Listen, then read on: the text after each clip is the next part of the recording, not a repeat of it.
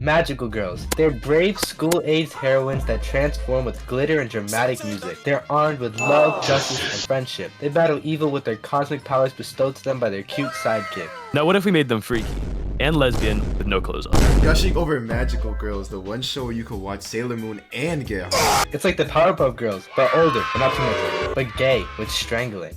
At the start of the show, we're introduced to 3 magical girls, Magenta, Azure, and Sulfur, all being pink, blue, and yellow respectively. And we're also introduced to our main character, Utena, my goat. So she became enthused by these magical Powerpuff Girls and wanted to become one really bad. So after watching them fight for a little bit, she went over to go to a vending machine and found this black cat that said she could be transformed into a magical girl. But the only way for her to do it was to be an evil magical girl. So of course she takes the offer because of course why wouldn't she want to be a magical girl? So she transforms and then the magical girls show up and then like, oh my gosh, she's evil. And she's like, no, the cat made me evil. and then the cat's like, hit that flower right there. And then she starts getting freaky with them. She starts tearing off clothes and doing other things that I probably cannot say on this platform.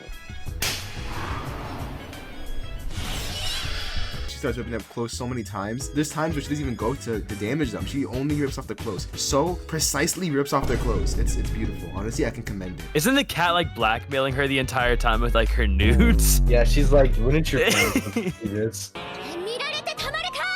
Oh yeah, it's kind of funny in some parts, even though it's one of the worst shows I've seen. It's like Cube from Madoka Magica. It's like a copy-paste. Although it's up there with some of the worst shows I've seen. There's a lot of stuff where I laughed in. It's just a lot of funny things, stuff they say. 随分と楽しんだようだね。It's pretty funny. They actually say that they can't recognize them because of magic, which has to be the like biggest BS excuse ever. It's so funny because these 3 girls who like have this arch nemesis that keeps like it's just sitting next to them in class and they just never notice. It never like gets revealed that she's the villain.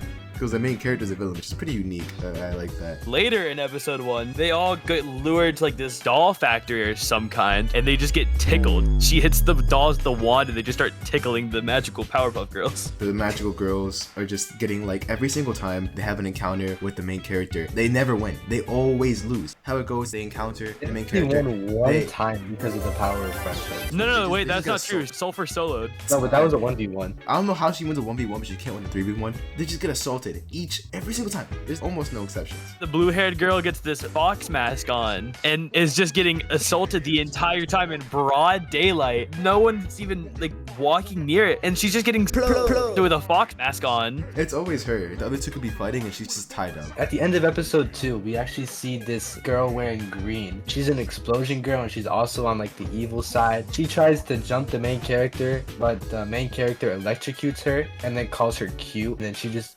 folds immediately. Freakiest powers. She got a spanking rod, she got tentacles, and she got goon jars. The light bulb just electrocutes her, and she just starts making faces with saliva dripping out and everything. It's so freaky. The episode 4, there's just a goo monster. The second it starts, there's just a big goo monster sliming all over them. So many goo monsters, tentacle monsters, just monsters that are freaky. The pink-haired one, Magenta, she's like, come fight me. The main character tries to sneak past her, but then the little black cat is like, yo, go fight her. And then she's like, I got homework. Go fight her. Okay. And then she goes over there, strips her naked, and then runs. It's like their clothes are their health bar. The second all their clothes get taken off, that's when they've lost. Because it always comes down to their clothes getting ripped off. Later in the episode, she comes back and she's like, yo, fight me again. And then she strips her naked again. But this time she's like wearing like stickers over her private parts, and she's like, ha, I beat you. It's so funny because she has just one small sticker on her bow. Just know it was there.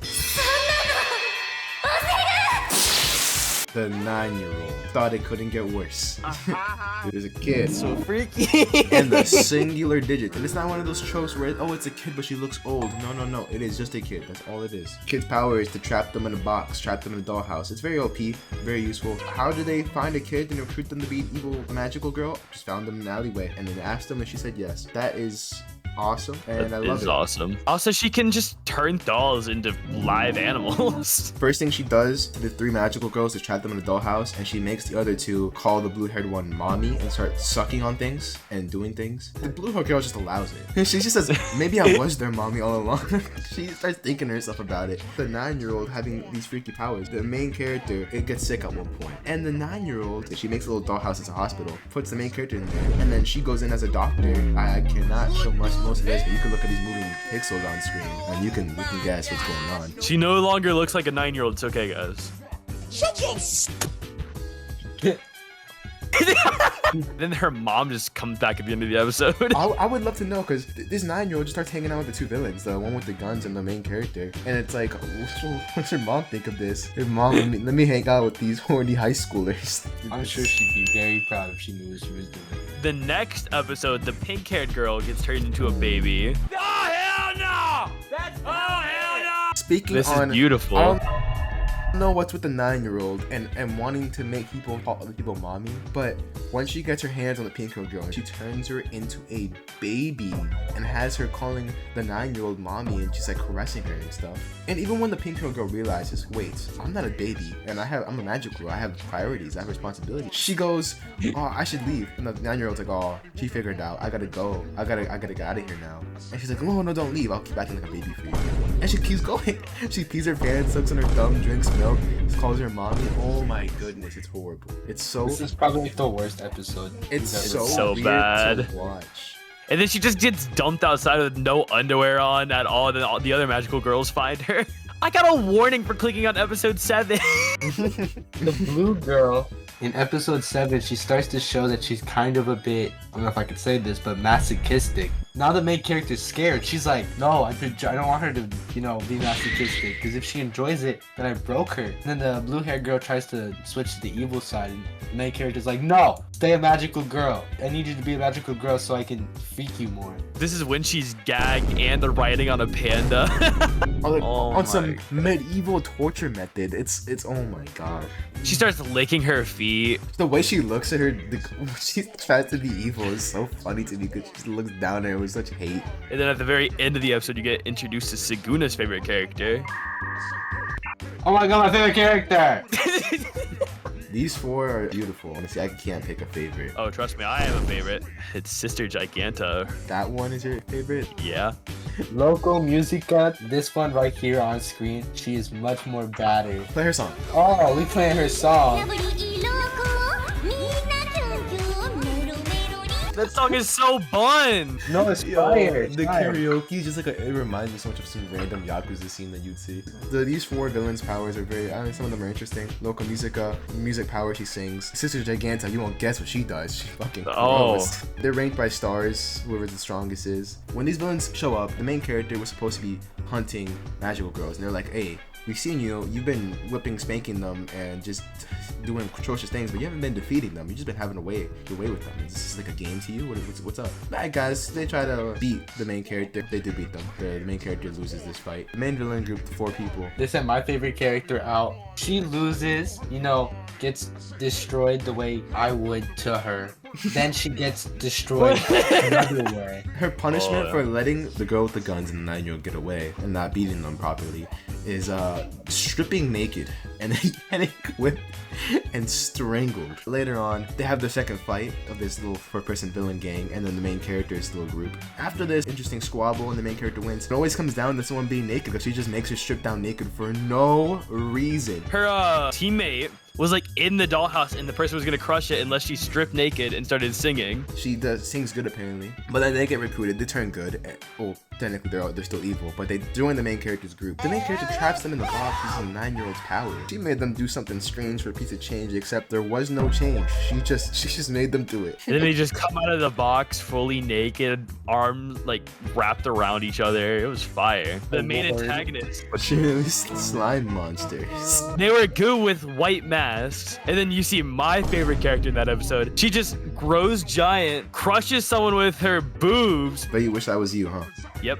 Weirdo. The giant girl is fighting the girl with the guns, and then the girl with the guns is like, thought I was losing, huh? And then she starts stripping, and turns out she's actually a lot stronger than she was. She turns into this cat-like looking thing and starts missing all of her shot. And whenever her sister Giganta runs over to her, she falls into this hole and was just like, the cat lady's over here going, I was so much smarter than you.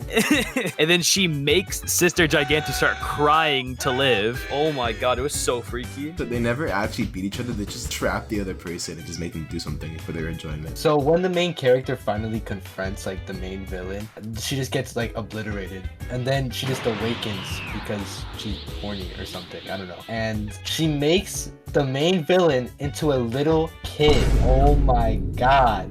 And then she starts smacking her butt non-stop. She says, say sorry, say sorry, no, say sorry, I'm so sorry. Why is he role-playing by himself? After this amazing victory, the main character and her group basically become the new villain group. Yeah, but the main character becomes, you know, like Milkman. What do you mean the main character becomes like me? Man. What do you mean by that? The main character, while she's not transformed, goes to help rebuild the areas that she destroys because for some reason she has a change of heart. She runs into the blue-haired girl. She starts helping, and then she starts glazing the blue-haired girl. She was like, here, lay down so I can give you a massage. Oh, it turned into a lot more than a massage. She peeked inside the...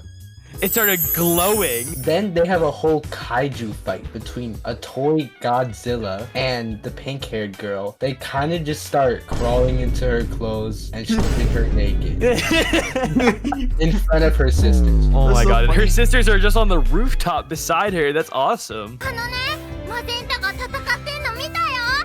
お尻丸出し。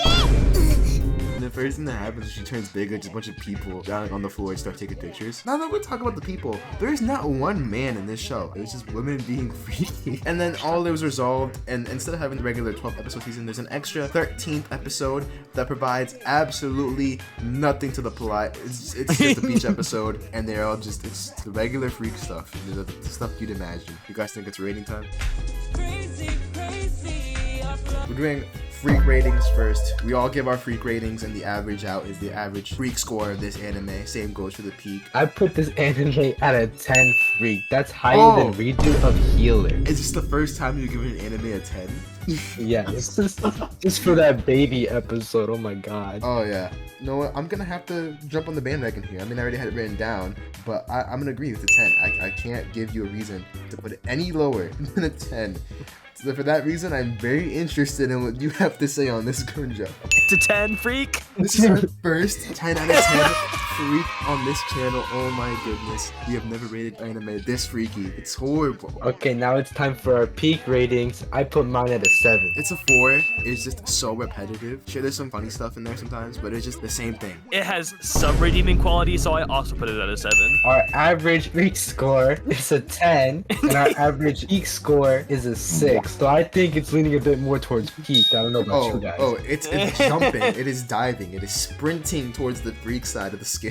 Oh, but the anime was fire though. It had really good animation Yeah, man, for no It reason. was funny at times. There were some points that it was actually pretty funny. That was like so many hours of my life wasted. Remember to join the Discord, link in the description and probably in the comment section. It's awesome in there. I'm gonna go goon. I'll see you guys later on this week or next week. I don't know. Just next time a video comes out. Bye bye. Bye bye.